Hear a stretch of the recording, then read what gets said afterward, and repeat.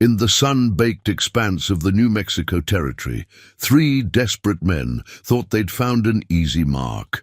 A lonely ranch house with nothing but a woman inside. Fresh from their prison break and hungry for leverage, they saw Sarah Mitchell as their ticket to freedom. Just another rancher's wife, they figured, someone to use as a shield against the law that was surely closing in. What they didn't know was that before she traded her gun belt for a wedding ring, Sarah Swift Hand Mitchell had been the most feared. Peacekeeper west of the Mississippi, 27 notches on her revolver, each one earned fair and square against the deadliest outlaws in the territory.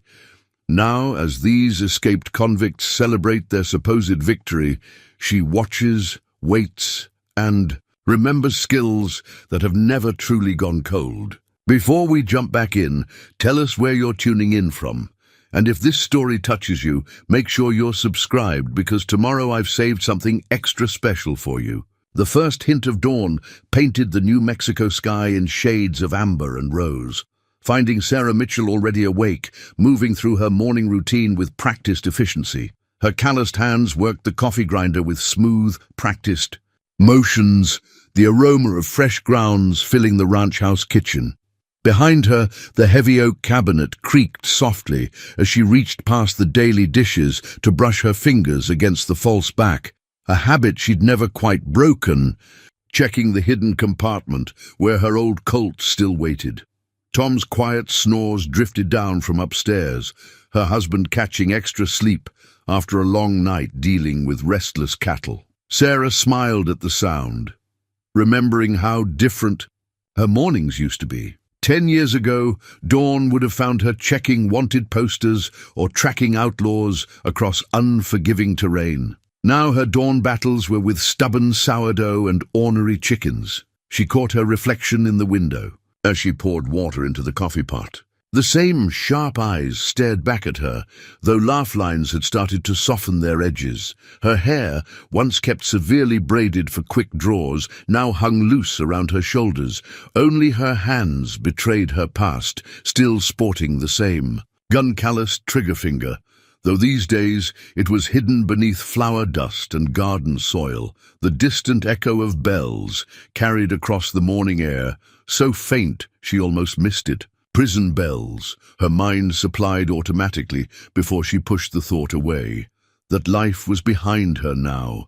She'd traded her badge for a wedding ring, her gun belt for an apron, and she hadn't regretted a single day of it. On her desk, a small stack of unopened letters bore the marshal's office seal. They'd been arriving more frequently lately, requests for help, most likely, or warnings about trouble brewing in the territory. She'd stopped reading them years ago when she and Tom had agreed to build a different kind of life. Sarah stepped onto the front porch, coffee in hand, watching the sun climb higher.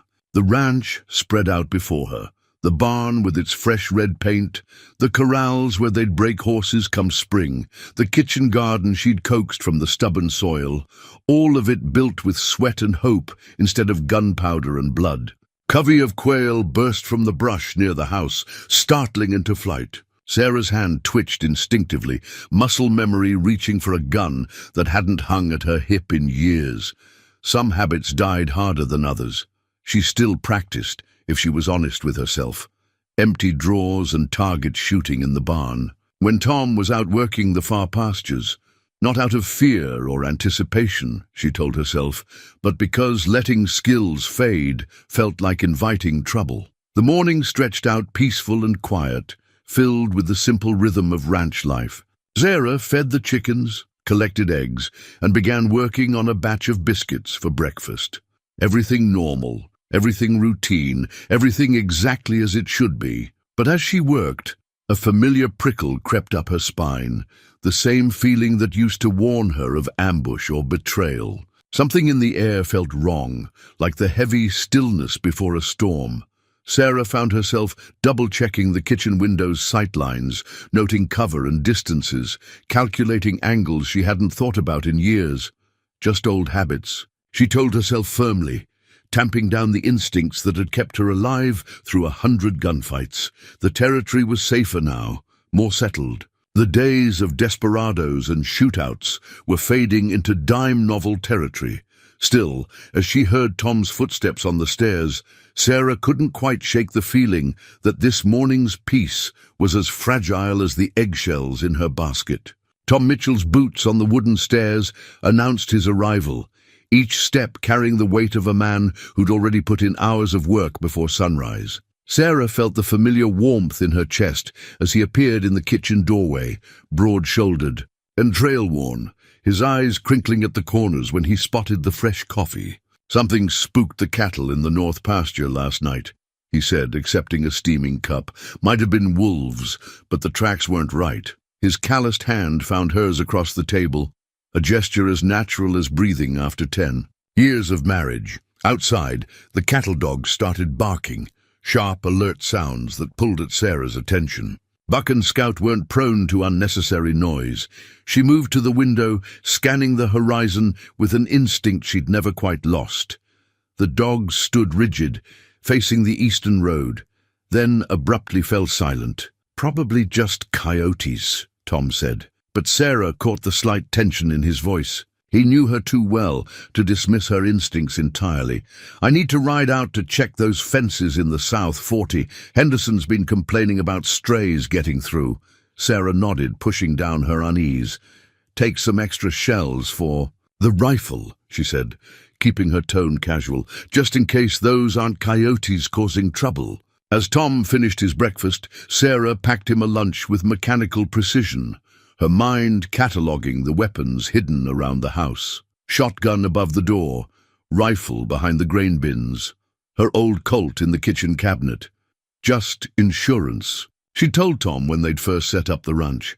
"Out here, you never knew what kind of trouble might ride in. Should be back before sundown," Tom said, standing and buckling his gun belt. He wasn't as fast as Sarah, never claimed to be, but he was a good shot and a better man. "Try not to reorganize the whole house while I'm gone." His smile carried a decade of private jokes about her restless energy. Sarah returned the smile, stretching up to kiss him. His lips were coffee warm, familiar. "Just don't dawdle with the Henderson boys," she teased. "Last time you stopped by their place, you didn't get home till midnight." "That was one time," he protested. But his eyes danced. He pulled her close. For another kiss, longer this time. When they separated, his expression had softened. "I love you, Sarah Mitchell. Ranch life suits you better than that badge ever did." She watched him saddle his horse from the porch, her body tense with an alertness she couldn't explain. Each morning for 10 years, she'd watched him ride out like this. Today shouldn't be any different. But as his figure grew smaller against the horizon, that old familiar itch between her shoulder blades returned, the one that used to warn her. When gun trouble was brewing, the dog started barking again, more insistent this time. Sarah's hand twitched toward the empty space on her hip where a holster used to ride. In the distance, a cloud of dust rose from the eastern road, too big for a single rider, too deliberate for a herd. Sarah Mitchell stood on her porch, watching. Her husband disappeared to the south while trouble approached from the east. The morning sun caught the silver strands in her hair, and for a moment she was both the rancher's wife and Swift Hand, the legend who'd never missed a shot. "Well," she murmured to herself, "let's hope I remember how to do this."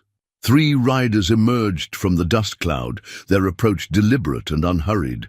Sarah watched them through the kitchen window while drying a coffee cup, her movements purposefully domestic. Even at this distance, she could read their story. Prison-issue boots, ill-fitting clothes, the desperate energy of men on the run. The leader rode slightly ahead, a tall man with sharp features and calculating eyes.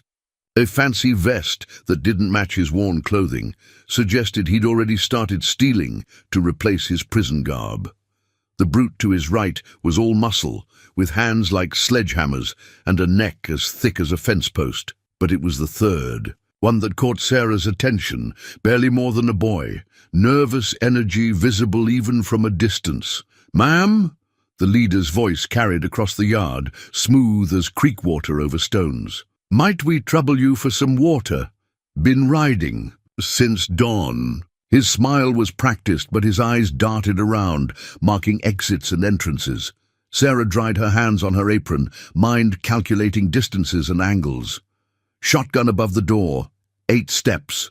Rifle behind the grain bins, 12 steps. Colt in. The cabinet, 3 steps. She pushed the thoughts away and stepped onto the porch, embodying every inch the helpful rancher's wife. "Of course," she called back, keeping her voice steady. "Trough's right there for your horses. I'll fetch you boys some fresh water from the well." The leader dismounted with fluid grace that set off more warnings in Sarah's mind. This one was dangerous, a cobra in human skin. "Much obliged, ma'am. Name's Rake." He tipped an imaginary hat. "My associates here are Bull and the Kid." Bull grunted from his horse, while the Kid offered a nervous half-wave. Sarah noted the bulge of a revolver under Rake's vest, the rifle in Bull's saddle scabbard, the way the Kid's hand kept straying to his waistband. "Sarah Mitchell," she offered, turning toward the well. "My husband's out checking fences, but he'll be back soon." A warning and a lie. Tom wouldn't be back for hours, but they didn't need to know that. "Mitchell?" Something shifted in Rake's tone. "That's a common name in these parts." Sarah kept her movements deliberately slow and unthreatening as she drew water from the well. "Common as dirt," she agreed. She set the bucket on the porch, then stepped back, playing the role of the cautious but polite housewife. Rake moved like a card sharp, all controlled precision. He reached for the dipper, and his vest pulled back just enough to reveal the prison number stenciled on his shirt. Sarah felt the piece click into place. The prison bells this morning, the spooked cattle, these 3 men with their mix of stolen and institutional clothing. "Been a busy morning," Rake commented, watching her over the rim of the dipper. "Heard there was some excitement up at the territorial prison." "We don't get much news out here," Sarah replied, letting a trace of nervousness enter her voice. "Give them what they expect. A simple ranch wife, isolated and afraid." The Kid shifted uncomfortably. "Mr. Rake, maybe we should—" "Shut it," Bull growled, and Sarah marked him as the muscle. Dangerous, but not the real threat. "Mrs. Mitchell," Rake's smile turned cold, "I'm afraid we'll be imposing on your hospitality for a while longer. You see, we need a place to lay low, and your ranch is perfect. Remote, well-stocked." His hand moved to his vest. "And you'll make an excellent insurance policy against any law that might come looking." Sarah let her eyes go wide with fear, let her hands tremble as she raised them. She knocked over the water bucket with a clumsy step backward, sending water across the porch boards. Rake's boot slipped just slightly as he moved forward to grab her arm. Perfect. They saw what they expected to see. A frightened woman, alone and helpless. They didn't notice how the spilled water blocked the most obvious path into the house. Didn't recognize how she'd positioned herself exactly 3 steps from the kitchen cabinet. "Inside," Rake ordered, jerking his head toward the door. "Nice. And easy. No reason for anyone to get hurt if you cooperate." Sarah stumbled slightly as she turned, playing her role to the hilt. Behind her, she heard the Kid whisper, "She's scared stiff, Mr. Rake." No, Sarah thought, as she led them into her. "Trap, I'm not scared at all. I'm just getting started." Sitting in her kitchen chair, hands bound loosely with her own dish towels, Sarah let her mind drift to another time while she watched Rake post the Kid as lookout. The ropes were a joke, the kind of knots that showed these men had never worked. A ranch. One good twist and she'd be free, but timing was everything.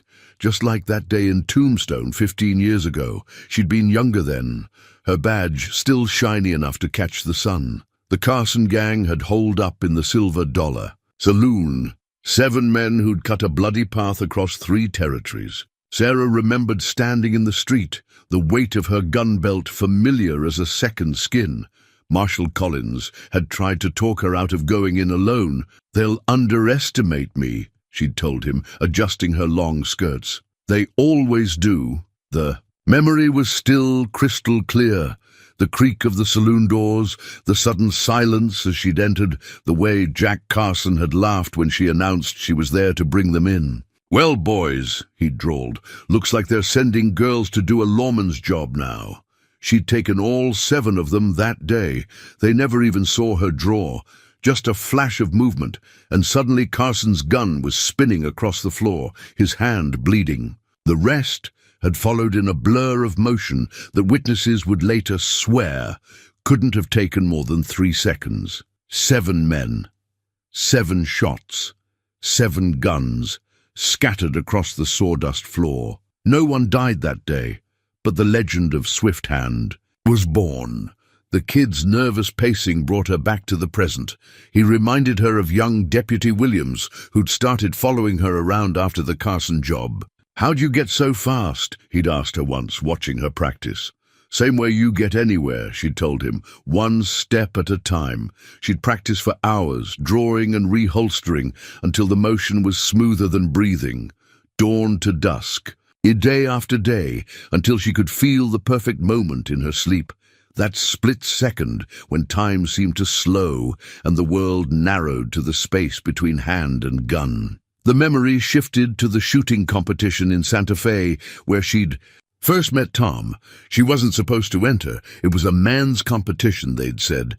But Marshall Collins had backed her play, and the rules didn't specifically say women couldn't compete. She'd won, of course, beat every hotshot and gunslinger in the territory. Tom had been in the crowd, not competing, but watching his brother. Who was?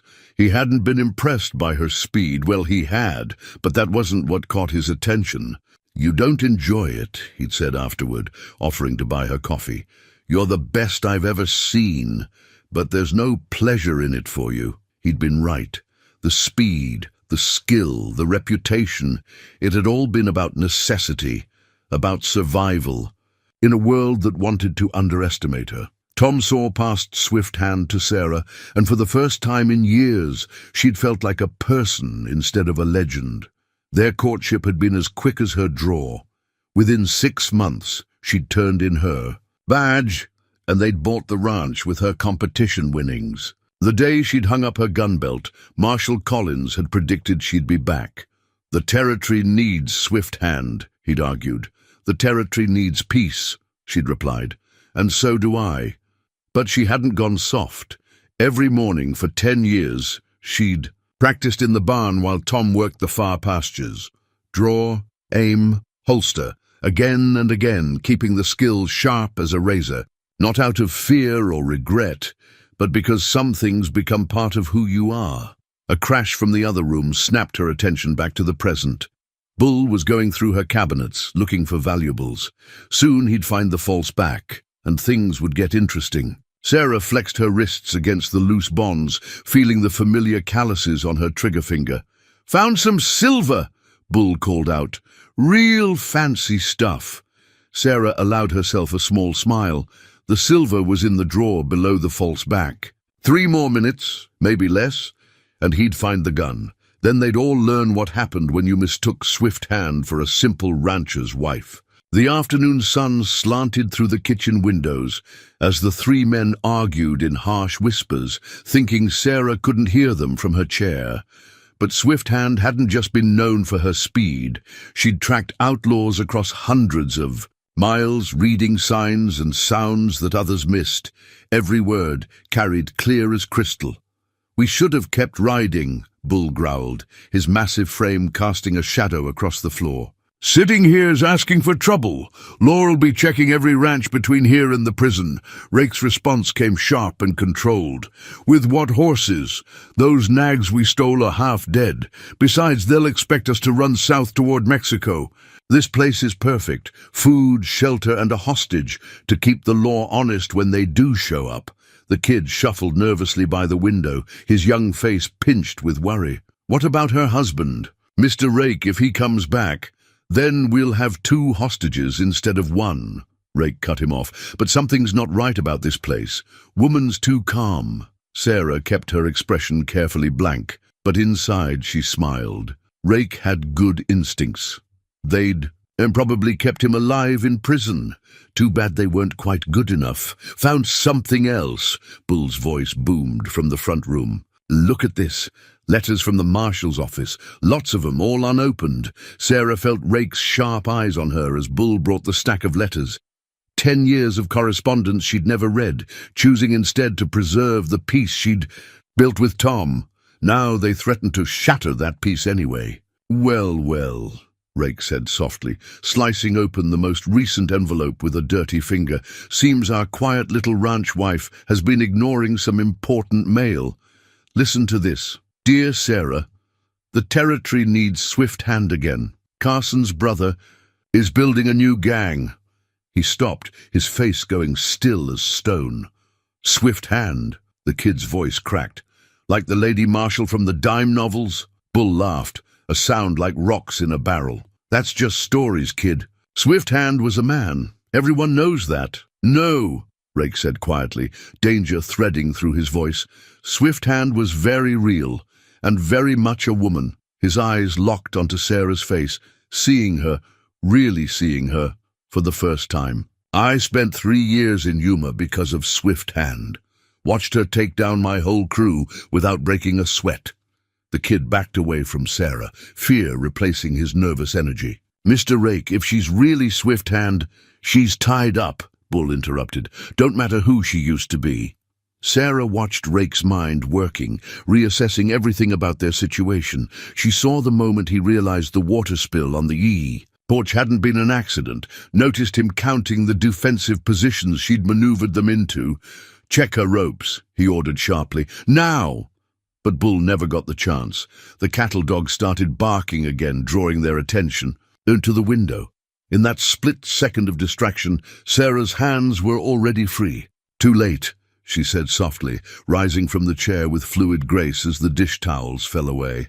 But points for finally figuring it out. Bull's hand dropped to his gun, but Sarah hadn't survived 15 years as a marshal by being slow. I wouldn't, she advised, her voice carrying the same authority that had once commanded respect across 3 territories. I'm giving you boys one chance to walk out of here alive. Drop your guns, walk to the barn and wait for the law to arrive. 3 against 1, Rake said, but she heard the doubt in his voice. And you're out of practice, Swift hand. 10 years of baking biscuits slows a person down. Sarah's smile was cold as a mountain stream. Want to bet your life on that? The kid's gun hit the floor first, clattering on the wooden boards. Smart boy. Bull looked to Rake for direction, his meaty hands, flexing near his holster. Last chance, Sarah warned them, but fair notice, I've had 10 years of peace and quiet. Be ashamed to ruin my record of never killing anyone over something as stupid as pride. The silence stretched tight as a fiddle string, broken only by the distant sound of hoofbeats approaching from the south. Tom, coming back early. The situation was about to get a lot more complicated. Rake's smile turned razor-sharp. Well now, he purred, that changes things, doesn't it? Sarah's mind raced ahead like a runaway horse, calculating angles and options. Tom was riding into a trap, but she couldn't warn him without giving up her momentary advantage. Time to change tactics, please, she said, letting her voice tremble, slipping back into the role of frightened rancher's wife. Don't hurt my husband. Her eyes darted to the window, a practice tell that drew their attention exactly where she wanted it. Rake took the bait, moving to the window to check Tom's approach. Perfect! 3 steps closer to where she needed him. Sit down, he ordered, gesturing with his gun. Nice and quiet. Bull, get ready by the door. Kid, you keep watching the road. His confidence had returned now that he thought he held the advantage. Sarah sank back into her chair, deliberately catching her skirt on the corner. As she leaned down to free it, her hand brushed against the loose floorboard where she'd hidden her backup derringer. 10 years of ranch life hadn't just taught her about cattle and crops. It had given her time to turn this whole house into a carefully planned fortress. Your husband's early, Rake observed, keeping his gun trained on her. Lucky us. Now you're going to do exactly what I say, or he dies the moment he walks through that door. Sarah nodded, eyes wide with manufactured fear. Anything, just don't hurt him. Smart woman. Rake's smile was cold. When he comes in, you'll act natural. One wrong word, one wrong look, and Bull here will put a bullet in his head, understand? I understand. And she did. Understood that. Rake was smart enough to be dangerous, but not smart enough to win. He'd made the same mistake as every other outlaw who'd underestimated her. He thought fear would make her weak. The hoofbeats grew louder. Sarah let her hands shake as she smoothed her skirt, counting seconds in her head. The derringer pressed. Against her ankle, hidden but ready. 3 more weapons within reach, each one planted during years of peaceful preparation she'd hoped she'd never need. "Mr. Rake," the kid whispered urgently, "something's wrong. He's not alone." Sarah kept her face carefully blank, but inside, her heart leaped. Tom must have run into the Henderson boys on his way back. That changed everything, for better and worse. "How many?" Rake demanded. 2 more riders, the kid reported. "Coming in fast." Rake's face hardened. "Bull, change of plans. Get behind her. Kid, stay by that window. When they come through that door—" "Wait," Sarah interrupted, pitching her voice high with panic. "Please, I'll help you. There's a cellar, hidden door in the pantry. You can hide there until they leave." It was beautiful, really, how eager they were to believe a frightened woman's desperate offer of help. Even Rake, who should have known better, let hope override his suspicion. "Show me," he ordered, gesturing with his gun. Sarah stood slowly, keeping her movements uncertain and afraid. "This way." She stumbled slightly, letting them think it was fear that made her clumsy. Each step took them exactly where she needed them to be. The pantry was dark and cramped, barely big enough for 4 people. Sarah reached for the hidden latch, her body blocking their view of her hands. Outside, horses thundered into the yard. "Hurry up," Bull growled, shoving her shoulder. Sarah's fingers found the latch. "It's stuck sometimes," she apologized, voice trembling. "You have to—" The front door slammed open. "Sarah!" Tom's voice called out. "You here, honey? The Hendersons rode out with me to warn you about—" "Now!" Sarah's hand didn't move to the cellar latch. Instead, she grabbed the rope that had been hidden there for 10 years, yanking it hard. Above them, the false ceiling of the pantry dropped, releasing a shower of flour that filled the air like thick fog. In the chaos that followed, 3 things happened very quickly. Bull cursed and fired blindly, his shot going wide in the flour cloud. The kid stumbled backward, dropping his gun, and Sarah's hand finally found what she'd been maneuvering toward all along, her old gun belt hanging on its peg behind the flour sacks, the Colt still sitting in its well-oiled holster. "Tom!" she shouted, her voice carrying the authority of Swift Hand for the first time in 10 years. "Stay back! I've got this handled!" The flour hung in the air like morning mist, but Sarah didn't need to see to know where everyone stood. 10 years of living in this house had taught her every creak of every floorboard. More importantly, her ears, trained by years of tracking. Outlaws through pitch-black canyons, picked out each man's position by their breathing and movement. Bull was cursing to her left, his heavy boots scuffing against the pantry floor. The kid had scrambled backward into the kitchen, coughing on flour. And Rake was silent, which made him the most dangerous. "Sarah," Tom's voice came again from the front room, worried but not panicked. He'd seen enough in their years together to trust her judgment. "Stay there, love," she called back, her voice steady as she drew the familiar weight of her Colt. "And tell the Hendersons to watch the windows. We've got 3 escaped prisoners in here." The flour was starting to settle, reality emerging in patches like a developing photograph. Bull's massive silhouette appeared first, his gun pointed at the space where Sarah had been standing moments ago. She'd already moved, silent as a shadow, positioning herself between the outlaws and the door. "Drop it, Bull," she ordered, her voice carrying the same quiet authority that had once made hardened. "Criminals surrender without a fight. You got about 3 seconds before this gets messy." Instead of complying, Bull swung toward her voice. Sarah's first shot took his gun hand, the second knocked his weapon across the room. The whole exchange took less than a breath. Bull howled. clutching his bleeding fingers while the kid's terrified gasp cut through the chaos. "Jesus," the young man whispered. "The stories were true. All of them," Sarah confirmed, keeping her gun trained on Bull while her eyes searched for Rake in the settling flour. "And I've had 10 years to get even better." A floorboard creaked behind her, a sound so faint it could have been mistaken for the house settling. But Sarah was already moving, spinning away from the pantry door as Rake's bullet splintered the wood where her head had been. She didn't return fire. Rake was using Bull as cover, and Sarah had meant what she said about keeping her record clean. "No killing, not if she could help it. Fast as ever, Swift Hand," Rake called out, his voice tight with something between admiration and hate. "But you're trapped in here with us. How long can you keep dancing?" Sarah smiled, though no one could see it in the flower-filled gloom. "Trapped?" She clicked her tongue. "Rake, I've been herding you boys like cattle since you rode up. This is my home. Every corner, every shadow, I know them all." As if to prove her point, she slapped the wall beside her. A hidden panel popped open, and suddenly autumn sunlight poured into the kitchen from a side window they hadn't known existed. The flour dust lit up like golden snow, and there stood Sarah Mitchell, Swift Hand herself, backlit by the sun with her Colt steady as scripture. "Last chance," she offered, her voice almost gentle. "Surrender now, and I'll put in a word with the marshal about your cooperation.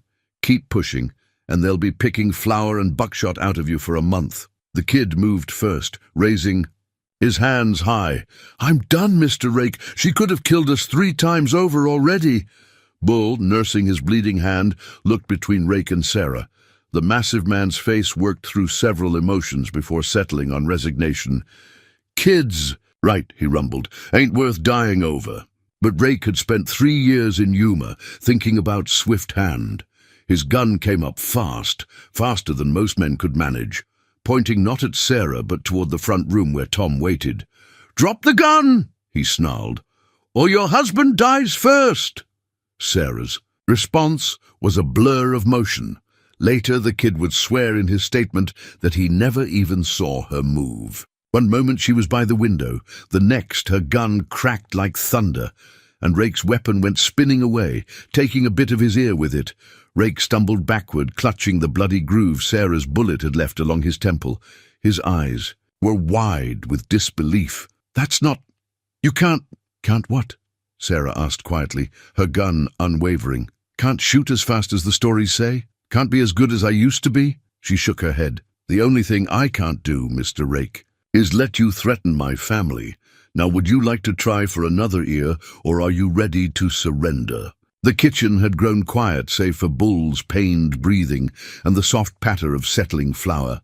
Sarah kept her Colt trained on Rake, but her mind was already 3 moves ahead. The flour cloud had thinned enough to reveal the full scene. The kid backed against the far wall, Bull cradling his shot hand and Rake, dangerous as a wounded rattler, calculating his odds. "Tom!" Sarah called out, her voice carrying the calm authority that had once commanded possess across 3 territories. "You and the Hendersons might want to step back from the house a bit." "Already done," Tom replied, and she heard the smile in his voice. In 10 years of marriage, he'd learned to read her tone like a trail sign. "Billy Henderson's gone to fetch the marshal." Rake's eyes darted between Sarah and the windows. She saw the moment his desperation overcame his reason. "Bull," he barked, "grab her!" But Bull, massive as he was, had finally learned his lesson. "No, sir, Mr. Rake, I've seen enough. Lady's got us dead to rights." "Coward!" Rake spat, and suddenly he had a second gun in his hand, a small derringer pulled from his boot. Not aimed at Sarah this time, but at Bull. "Do it, or I'll—" Sarah's gun barked once, the sound sharp as a thunderclap in the enclosed space. The derringer went spinning along with 2 of Rake's fingers. His scream of pain and rage filled the kitchen as he stumbled backward into the pantry shelves, sending preserved fruits crashing to the floor. "That's twice you've drawn on folks who were ready to surrender," Sarah said, her voice cold as mountain snow. "There won't be a third time." But Rake wasn't finished. Wild-eyed and bleeding, he grabbed a jar of peaches from the floor and hurled it at Sarah's head. She ducked smoothly, but the distraction was enough. He bolted through the back door, leaving a trail of blood across Sarah's clean porch. "Mom?" The kid's voice shook slightly. "What do we do now?" Sarah smiled, and for a moment, even Bull took a step back. It wasn't the smile of a rancher's wife. It was Swift Hand's smile, the one that had made grown men reconsider their life choices.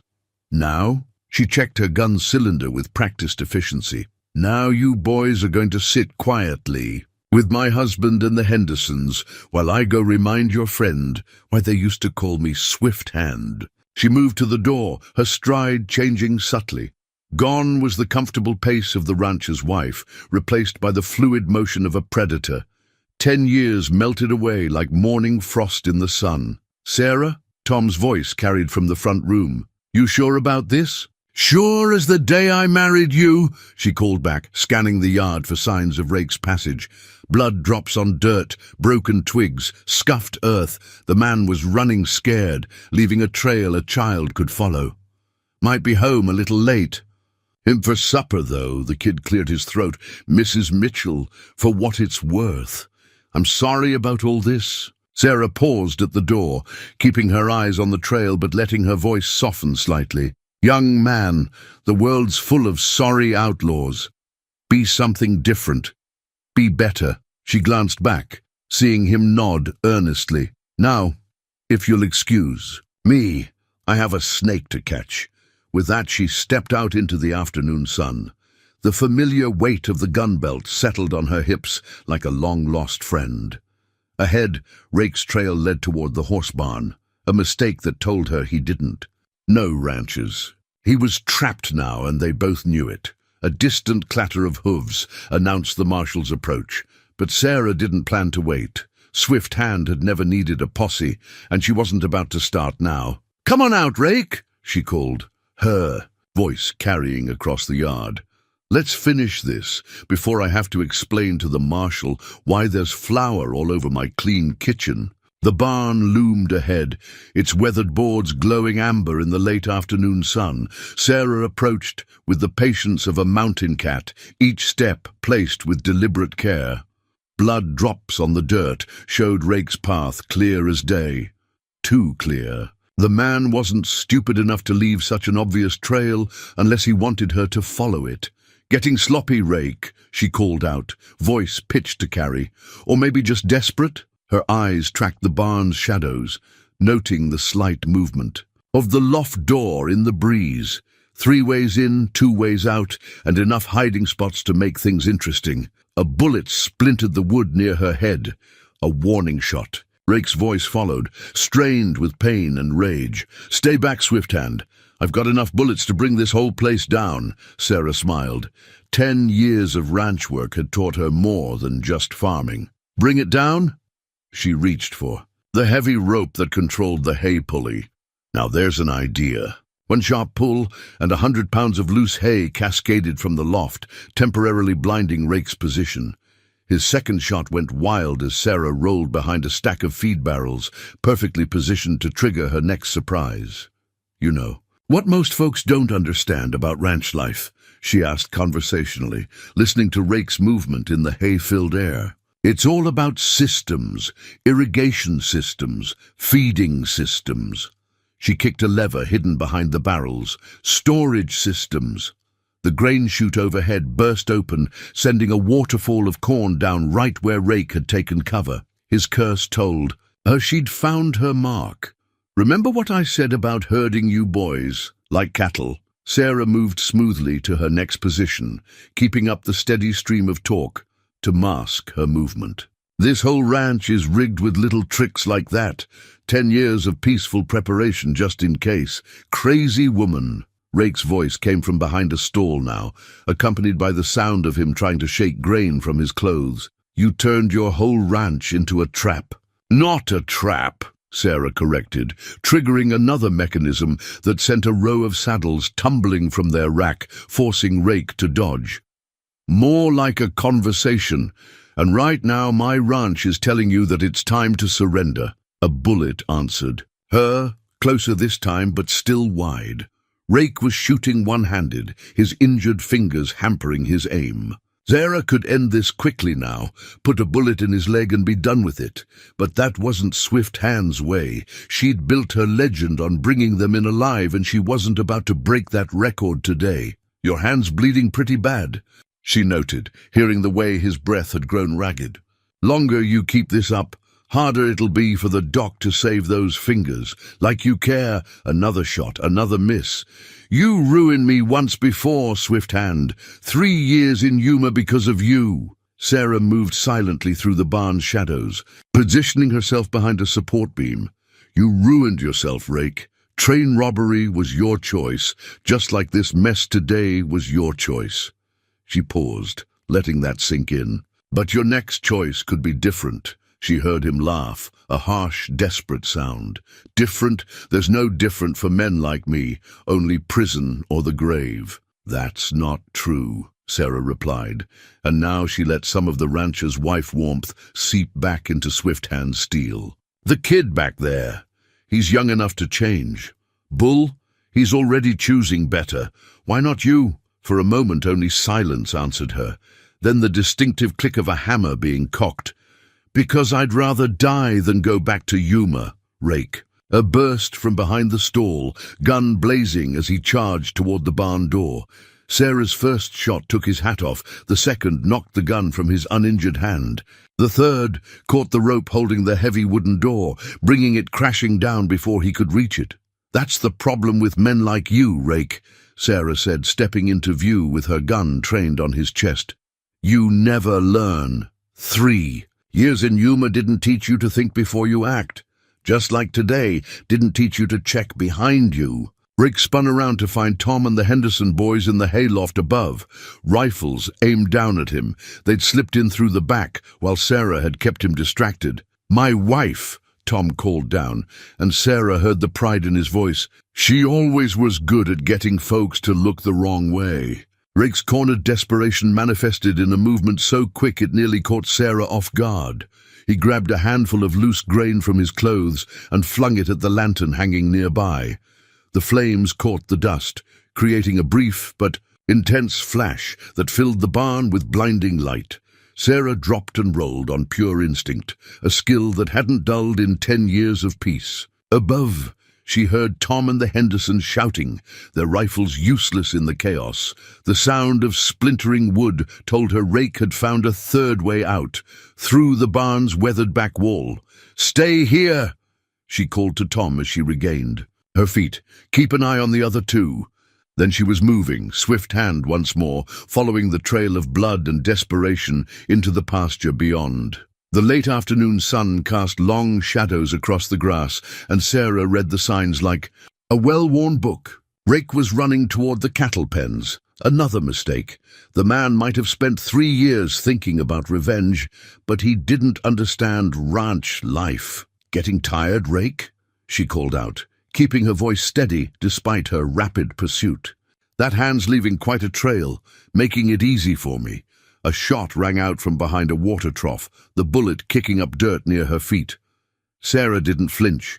Instead, she smiled, noting how the cattle in the nearby pen had all moved to one side, a clear sign of where her quarry was hiding. "You know what I remember about you, Rake?" She circled wide, using the lengthening shadows to her advantage. "You were smarter than this. The train job that got you caught? That was clever. Well planned. This?" She gestured at the chaos around them. "This is just sloppy." "Shut up!" His voice was hoarse, pain and fear making it crack. "You don't know anything about me." "I know you were the one who figured out the train's schedule," Sarah continued, moving steadily closer while keeping her tone conversational.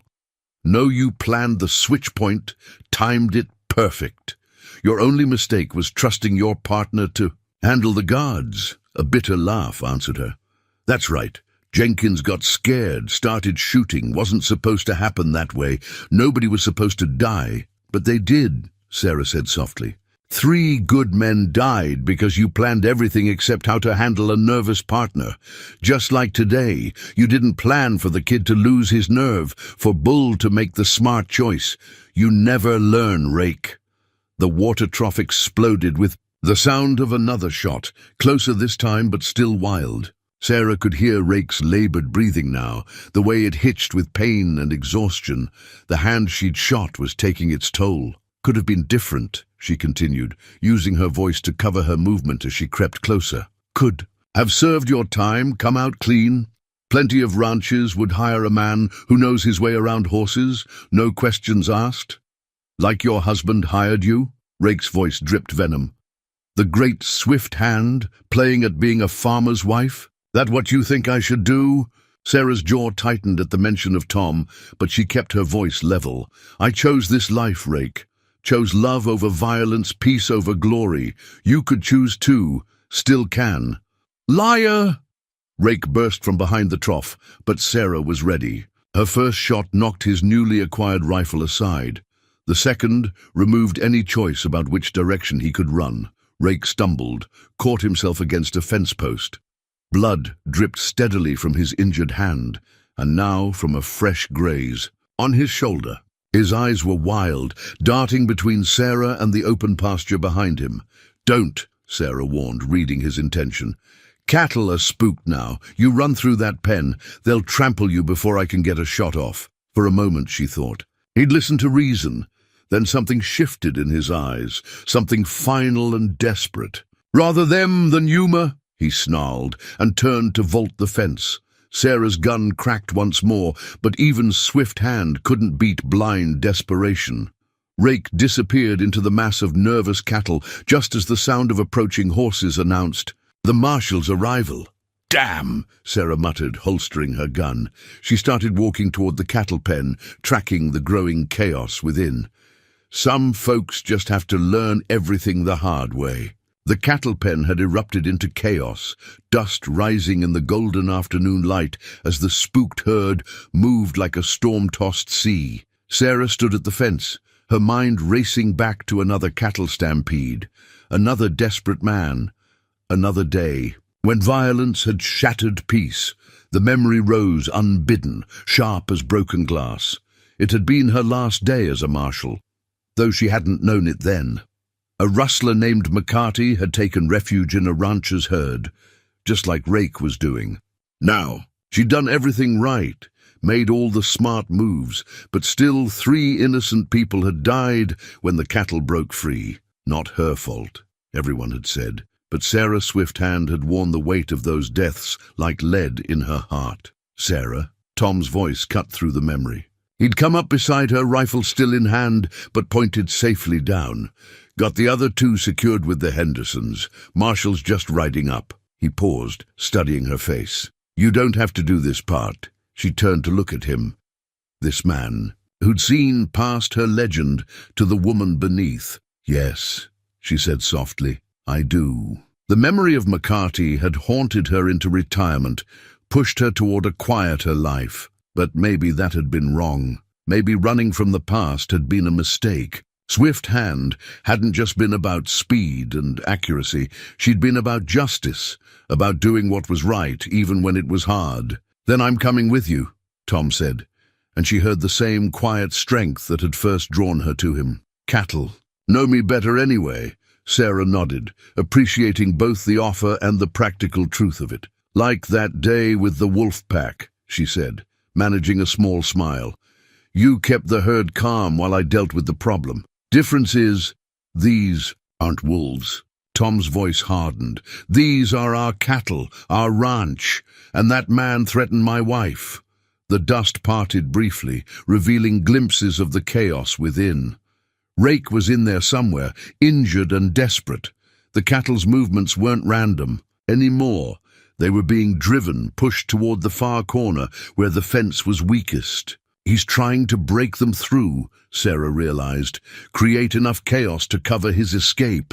Her hand found her gun, the grip familiar as a handshake. Tom, can you circle around to the north gate? He was already moving. Just like the wolf pack. The marshal's party was closer now, their horses' hooves drumming against the hard earth. Sarah knew she had maybe 2 minutes before they arrived, and everything got more complicated.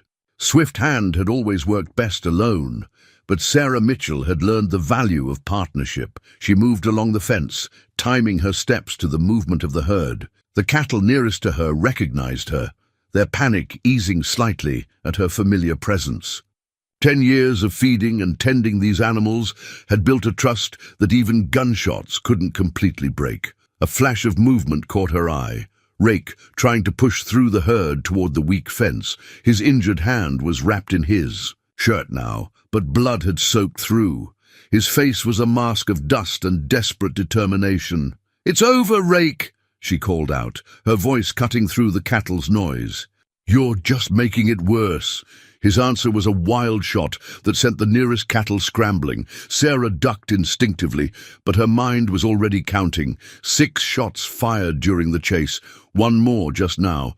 That left him 2 bullets, assuming he hadn't reloaded. From the north gate, she heard Tom's low whistle, their old signal from countless mornings working the herd. He was in position. The marshal's party was closing in. All the pieces were in place. Sarah straightened up, Swift Hand's legendary speed warring with Sarah Mitchell's hard-earned wisdom. The weight of that long-ago tragedy pressed against her chest, but something else rose to meet it, understanding. She hadn't failed that day with McCarty. She'd learned from it. "Last chance," she called out, her voice carrying the authority of both her lives. "Surrender now, or I'll show you the difference between desperate luck and earned skill." Rake's laugh cut through the chaos of the cattle pen, a sound as sharp and dangerous as broken glass. "Earned skill?" he shouted back. "Is that what you call it?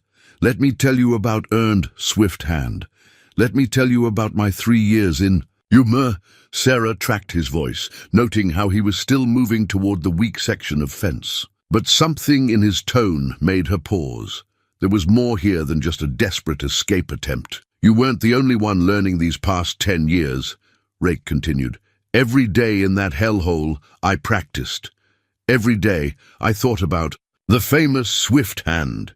His voice turned bitter as poison. "Bet you don't even remember my partner, do you? The one who died in Yuma." The pieces suddenly clicked into place. "Jenkins," Sarah said softly. "He was your brother, half-brother." Rake spat. "But the only family I had. He wasn't built for prison. Lasted 6 months before the consumption took him." A shot rang out, sending cattle scattering. "You want to know what skill I learned in Yuma? How to wait, how to plan, how to make someone suffer." Sarah moved smoothly to her left, keeping pace with Rake's progress through the herd. "Jenkins pulled his gun first," she reminded him, "made his choice. He was 17, Rake's voice cracked. "A scared kid who believed his big brother when I said nobody would get hurt. And you," another shot, closer now, "you tracked us. For 3 weeks. Could have taken us any time. But no, the great Swift Hand wanted an audience, waited until we hit the bank in Mesa Verde, let Jenkins panic in front of the whole town." The accusation hit harder than Sarah expected. She remembered that day, the crowded street, the perfect opportunity to demonstrate why nobody should cross Swift Hand. She'd been younger then, more concerned with legend than life. "You're right," she admitted, surprising both of them. "I could have stopped it sooner. Should have. That's part of why I quit." "Quit?" Rake laughed again, but now she could hear tears under the rage. "You didn't quit. You just found a comfortable place to hide, playing house while men like my brother died in chains." The cattle parted briefly, and Sarah caught a clear glimpse of him. Rake's face was a mask of dust and blood, but his eyes burned with a decade of cultivated hatred. He had positioned himself perfectly, using the nervous cattle as living shields while working his way to the fence. "But I found you," he continued, his voice taking on an edge of manic triumph. "Took 3 years of asking questions, calling in favors. Found out Swift Hand had married a rancher named Mitchell. Found out where you lived. Found out about your quiet little life." Sarah felt her blood run cold. The prison break wasn't random, she realized. "You planned it, used Bull and the kid as cover. Finally figured it out, did you?" Rake's grin was terrible to behold. "Had to make it look right. Had to make you let your guard down.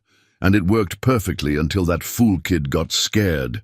A gunshot punctuated his words, but this one came from the direction of the north gate. Tom's warning shot, telling her Rake was getting too close to the weak fence. "You want to know what real skill is, Swift Hand?" Rake called out. "It's patience. It's knowing your target's weakness." He raised his voice to carry across the pen. "Tell me, Mr. Mitchell, did your wife ever mention she's the reason I watched my little brother die?" The cattle shifted again, and Sarah saw Rake had drawn a second gun, small but deadly, pointed not at her but toward the north gate, toward Tom. "One more step," Rake warned, "and you get to watch someone you love die too." Thunder rolled across the distant mountains as storm clouds gathered overhead, turning the late afternoon light an ominous grey. The cattle shifted nervously, sensing the coming storm.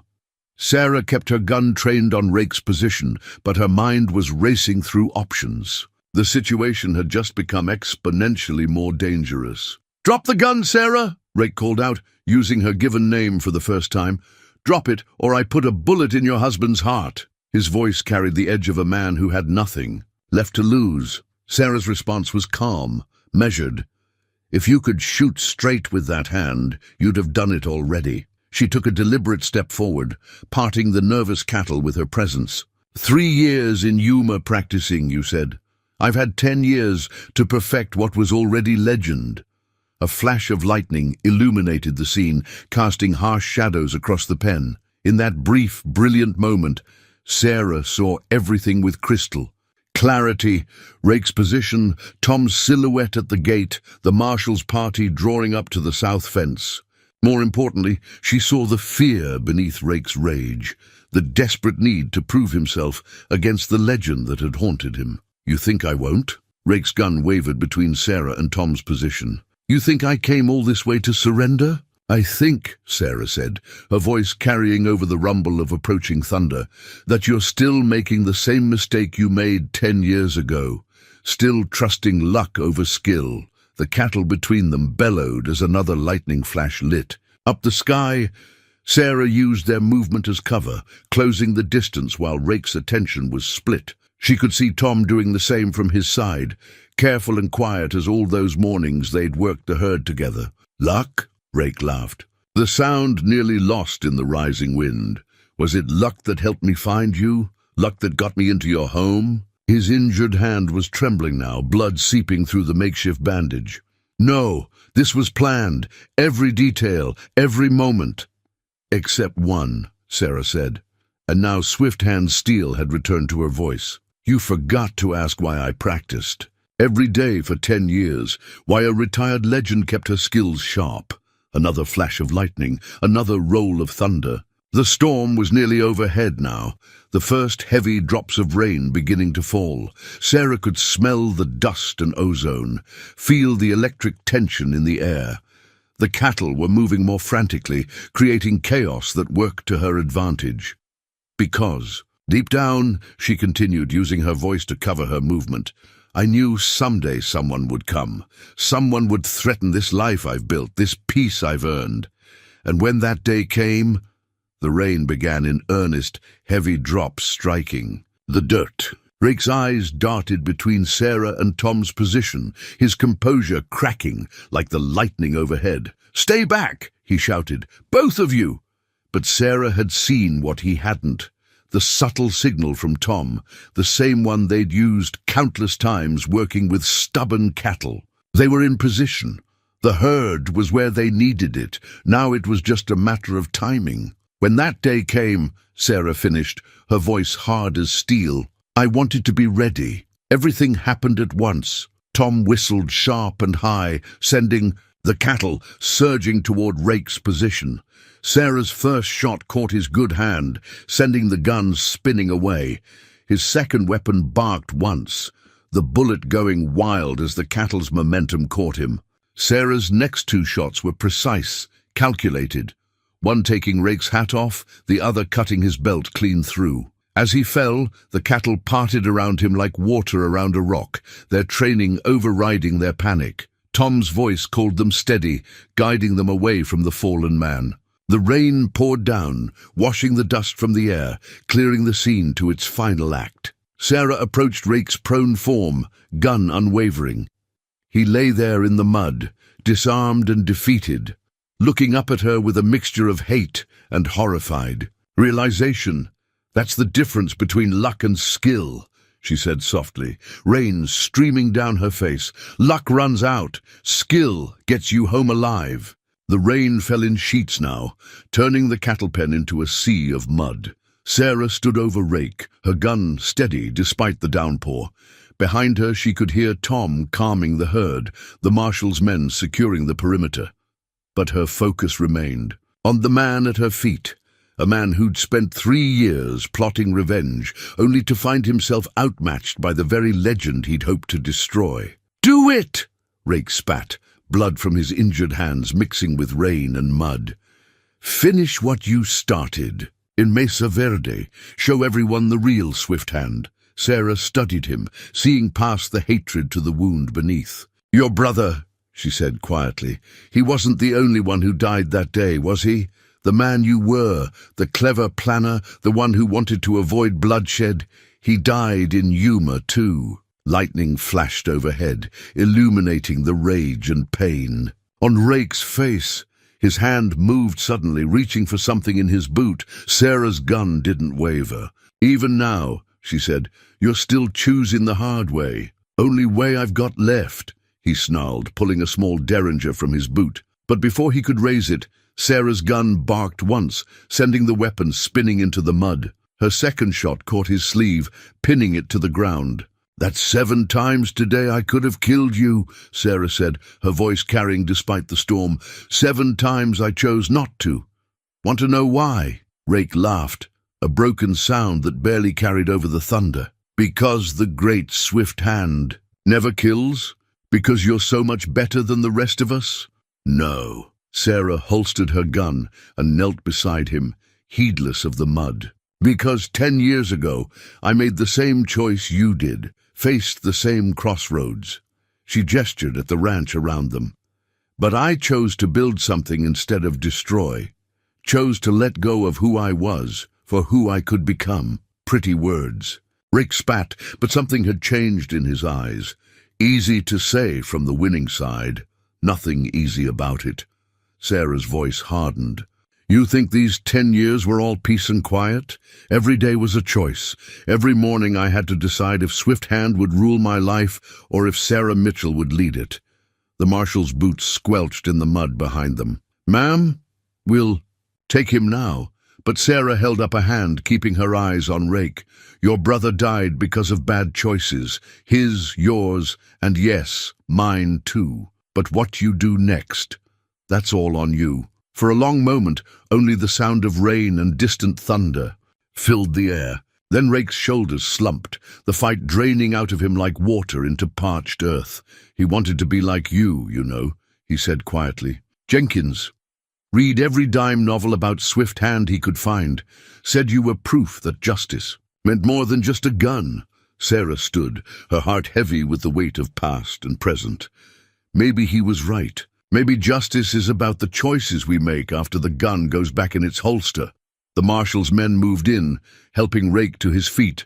As they began to lead him away, he turned back one last time. "What happens now, Swift Hand?" Sarah felt Tom's presence beside her, solid and real as the ranch beneath their feet. "Now," she took her husband's hand, feeling the strength they'd built together. "Now I go back to being Sarah Mitchell, and you," she met Rake's eyes, "you get to choose who you become next." The storm was passing, the late afternoon sun breaking through the clouds to the west. Sarah watched as they led Rake away, his shoulders straight despite his bindings. Sometimes, she reflected, the hardest battles weren't won with speed or skill, but with the courage to offer mercy instead of vengeance. "Ready to head in?" Tom asked softly. "Kitchen still covered in flour." Sarah laughed, the sound carrying across the rain-washed yard. 10 years of peace, and all it took was one afternoon to turn our ranch into a battleground. "Peace is still here," Tom said, gesturing at their home. "Just got a few more stories to tell now." Together they walked back toward the house, leaving Swift Hand's legend to fade with the storm. The kitchen looked like a war zone. Flour coated every surface. Broken preserves from the pantry made sticky trails across the floor, and bullet holes punctuated the walls like periods at the end of a violent sentence. Sarah stood in the doorway, taking in the chaos, while Marshal Cooper and his deputies secured the prisoners outside. "Well," Tom said, coming up behind her, "at least the coffee pot survived." He reached around her to pick up the still-warm pot from the stove, miraculously, untouched by the morning's events. "Small mercies," Sarah replied, but her smile held a touch of sadness. She moved to the window, watching as the deputies loaded Bull and the kid into a prison wagon. The young man caught her eye and nodded, a gesture of respect, maybe even gratitude. Behind them, Rake sat silently in chains, his gaze fixed on nothing. Marshal Cooper stepped into the kitchen, removing his hat. "Mrs. Mitchell, or should I say Swift Hand?" His weathered face broke into a grin. "Half my deputies won't believe it's really you. Been telling stories about you to rookies for years. Sarah will do just fine, Marshal." She turned from the window, brushing flour from her apron. The kid, the young one, he showed good sense at the end there.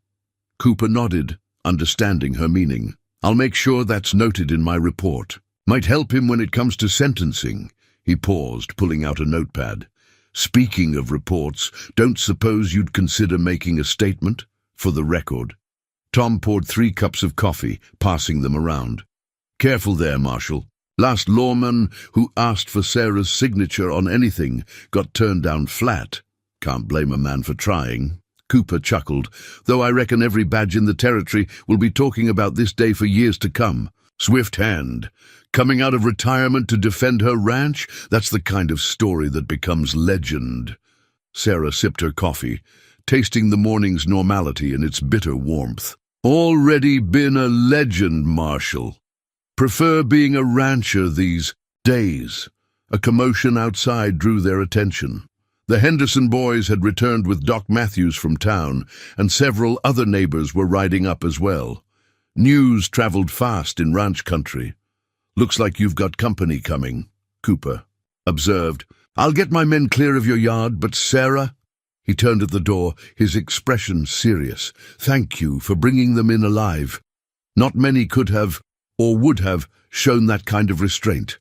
After he left, Sarah and Tom stood in their flour-covered kitchen, listening to the sounds of neighbors arriving. Already she could hear Mrs. Henderson organizing a cleanup effort, and young Billy Henderson excitedly retelling the story to newcomers. "You all right?" Tom asked softly, his hand finding hers. Sarah considered the question carefully. Her muscles ached from tension and exertion. Old calluses on her trigger finger had reopened, and her peaceful life had been shot full of holes, literally and figuratively. "You know what's strange?"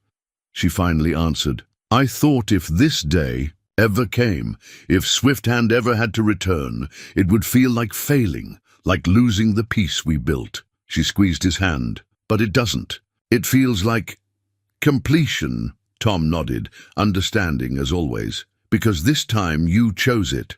Not for glory or duty, but to protect our home." "Our home," Sarah repeated, looking around at the bullet-scarred walls and flour-dusted furniture. "Going to take some work to get it back in shape." "Good thing you've got help," Tom smiled, nodding toward the window where their neighbors were gathering. "Though I suspect they'll want the full story while they work." Sarah laughed, a sound of genuine joy that chased away the last echoes of gunfire. "Well then, Mr. Mitchell, shall we go be sociable? After all," she added with a wink, "it's not every day Swift Hand comes out of retirement."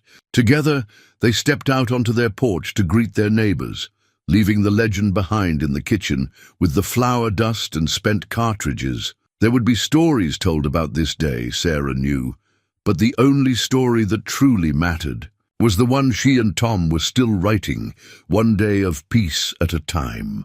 Dawn painted the New Mexico sky in familiar shades of gold and rose, finding Sarah Mitchell already awake, just as it had every morning for the past 10 years.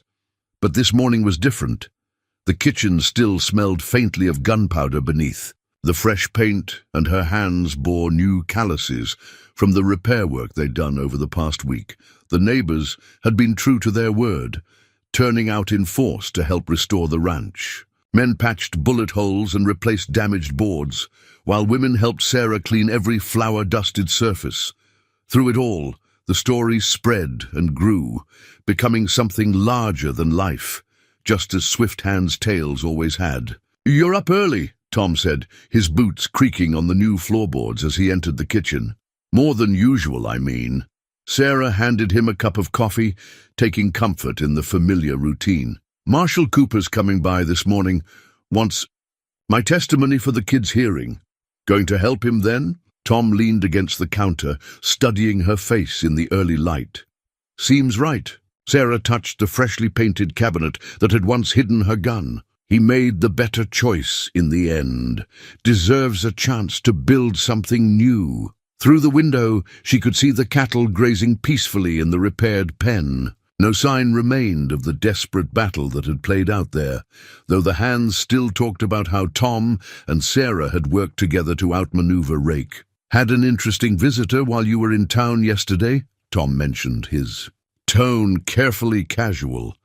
"Fellow from a newspaper back east, wanted to write about Swift Hand's return." Sarah turned to face him, eyebrow raised. "And?" Told him he had the wrong ranch. Tom smiled. "Said all we had here was the best rancher's wife in the territory." Before Sarah could respond, hoofbeats announced riders approaching. Through the window, she saw Marshal Cooper and his deputy, right on time. But there was a third rider with them, one that made Sarah's breath catch. "That's Jenkins' daughter," she said softly. "Mary. She must be, 15 now?" Tom moved to stand beside her. "You want me to send them away?" Sarah squared her shoulders, feeling the weight of both. Her past and present. "No, some stories need proper endings." They stepped out onto the porch together as the riders dismounted. Mary Jenkins was her father's image. Same gentle eyes, same nervous energy. She clutched a package wrapped in brown paper. "Mrs. Mitchell." Marshal Cooper tipped his hat. "Hope we're not too early." "Coffee's hot," Sarah replied, but her eyes were on Mary. The girl stepped forward, holding out the package with trembling hands. "Uncle Jake, Mr. Rake. He asked me to bring you this," she said. "Said it was important." Sarah unwrapped the package carefully. Inside was a stack of dime novels, worn and well-read, all featuring the adventures of Swift Hand. On top was a note in Rake's careful handwriting. Jenkins believed in the legend. Maybe he wasn't wrong. "Would you like to come in?" Sarah asked. The girl. "Think it's time you heard the true story about your father." As they settled around the kitchen table, marshal, deputy, rancher's wife, and a young girl carrying her family's legacy, Sarah felt the last pieces of her two lives finally settling into place. Some legends, she realized, were meant to be shared. Some truths were meant to heal. Tom poured coffee all around, then took his place beside his wife. Outside, the sun continued its climb into the morning sky, shining down on a ranch where peace and justice had finally found their balance. 1 month after Rake's failed revenge, autumn had painted the New Mexico territory in shades of amber and gold. Sarah stood on her porch, watching the sun rise over a ranch that bore few traces of that fateful day. The bullet holes had been patched, the cattle pen rebuilt stronger than before, and the kitchen gleamed with fresh paint and new preserves on the shelves. The morning paper lay on her kitchen table, open to a small article about the sentencing. The kid, Tommy Williams, she now knew, had received 5 years with possibility of early release for good behavior. Bull got 8 years, having shown genuine remorse. Rake's sentence was longer, but he'd surprised everyone by accepting it. Without protest. "You expecting trouble?" Tom asked, coming up behind her. He nodded toward her hip, where her gun belt now hung openly, no longer hidden in cabinets or behind false walls. "No," Sarah smiled, touching the familiar weight of the Colt. "Just done pretending I'm not both things. Swift Hand and Sarah Mitchell. Turns out they weren't so different after all." A rider appeared on the horizon. Mary Jenkins, who'd taken to visiting the ranch twice a week. The girl was eager to learn ranching, and Sarah had discovered she enjoyed teaching. Sometimes they talked about Swift Hand and the old days, but more often they discussed cattle breeding or the best way to break a stubborn horse. "Got a letter from the marshal's office yesterday," Tom mentioned, settling into his chair with a cup of coffee. "Didn't throw it away this time." Sarah nodded, watching Mary's approach. "Opened it too. They're asking for help training new deputies. Nothing full-time, just teaching them about tracking and peaceful resolution." She turned to gauge her husband's reaction. "Thought I might ride into town once a week. Share what I've learned about choosing the right path. Reckon Swift Hand's got some wisdom worth passing on." Tom agreed. He reached for her hand, his grip warm and steady. "Long as she comes home after." "Always," Sarah promised, squeezing his hand. "This is where I belong, where both of us belong." They watched Mary ride up, her seat on the horse improving each visit. The girl carried herself differently now, shoulders straight with newfound confidence. She'd started talking about becoming a deputy herself someday, wanting to prove that her father's belief in justice hadn't died with him. Sarah touched her gun one last time, then let her hand fall away. The weight was comfortable now, not a burden of the past, but a reminder of choices made and lessons learned. Swift Hand's legend had brought Rake to her door, seeking revenge, but Sarah Mitchell's wisdom had shown all of them, that there were better ways to honor the past than trying to destroy the present.